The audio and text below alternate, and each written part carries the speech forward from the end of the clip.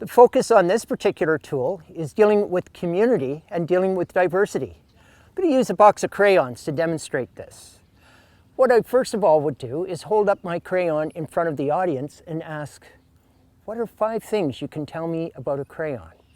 And it may come out that, hey, it comes in different colors. In 1905, it became non-toxic. There are original crayons, there was originally 8. Favorite color is blue, and the total number today is 164. But another interesting thing is, in North America here, crayons sort of changed their names during a period of time. And the first one was in 1962. What was happening in the United States?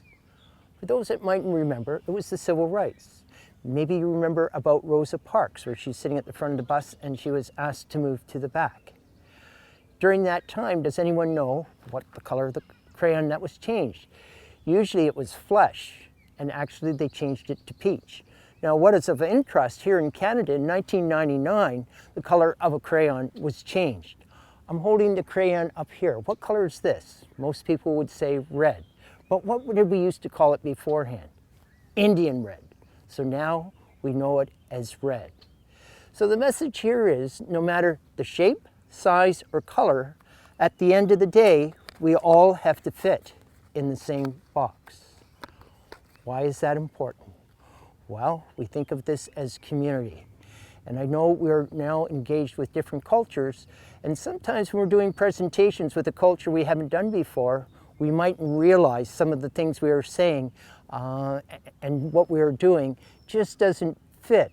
So what I learned dealing with different cultures, one time I went to the head of one, and I'd mentioned, look, I'm a little concerned about making my presentation. He says, well, Alf, think of it this way. Once you start your presentation, or before you start, always ask the group, is anything that I am doing or what I'm saying, please let me know so that I can change that. So, what's the message here? Is at the end of the day, here's the community, we all have to work together. What do we do, folks, when people do something well? How do we show appreciation? We take our right arm and we put it over our head and say, over the top. A few years ago, I was down at a Raptors game, and I like to collect souvenirs, and I happened to come up with this particular shoe. And my first question, people always ask, well, what size is that? Some people would say it's a size 26. Some would say it's a size 27. Some would say it's a size 23. But actually, it is a size 25. And if you can believe it or not, there were 2 players in the NBA that had a shoe almost the same size as this. The first one was Shaquille O'Neal. His was actually a size 22, and 10 years ago in Maclean's magazine, they had an article on him. The other one was Yao Ming, and Yao Ming was just about a half size larger than Shaq's. But when you look at this shoe, there's things that we can take away from this. A lot of times when we have moved into a new position, people have always said, boy, you've got big shoes to fill. But remember this, you come with a different soul.